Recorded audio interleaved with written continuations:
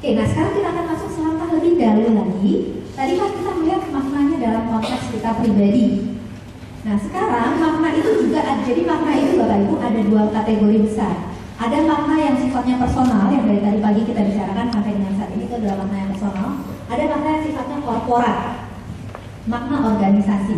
Makna organisasi itu kita sebutnya biasanya legacy atau warisan. Warisan tanda kutip bukan cuma sekedar warisan fisik, tapi warisan nilai-nilai. Itu pun juga merupakan makna, tapi makna yang bersifat korporat.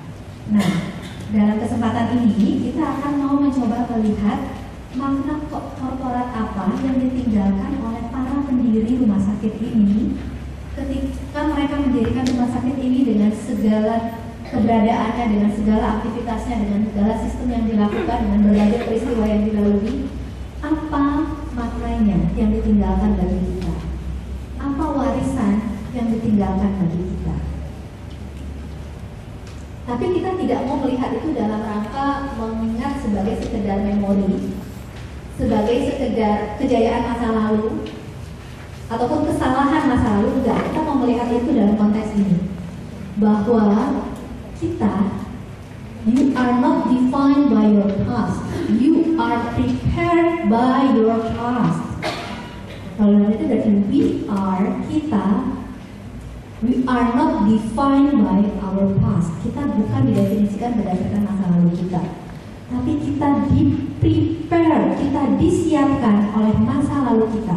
Seperti yang tadi dikatakan, ternyata itu menyiapkan kita untuk menjadi yang lebih baik lagi. Itu menyiapkan kita untuk bisa naik level. Itu menyiapkan kita untuk bisa menghadapi yang lebih besar lagi. Jadi masa lalu kita tidak mendefinisikan kita, tapi masa lalu kita menyiapkan kita untuk menjadi lebih dari apa yang kita ada sekarang. Jadi sekali lagi, masa lalu kita tidak mendefinisikan kita. Apa yang sudah pernah terjadi dan apa yang baik itu buruk, positif, negatif, itu tidak akan mendefinisikan kita sebagaimana seadanya kita akan terus seperti itu. Tapi itu hanya menyiapkan kita untuk bisa menjadi lebih baik lagi, menjadi lebih mampu lagi menghadapi tantangan yang lebih besar lagi. Nah, kita mau lihat sekarang lagi, pas itu kan masa lalu. Kita mau lihat sekarang dari sisi korporatnya, dari sisi institusinya, apa sih yang kita sudah diberikan sebagai warisan? Itu menjadi warisan kita untuk bisa berkembang lebih baik lagi ke depan. Karena kalau Bapak Ibu masuk ke dalam suatu organisasi pasti punya suatu nilai-nilai, punya legacy yang itu diharapkan untuk bisa diteruskan. Nah, legacy apa? Warisan apa yang kita ditinggalkan? Nah, kita mau coba lihat.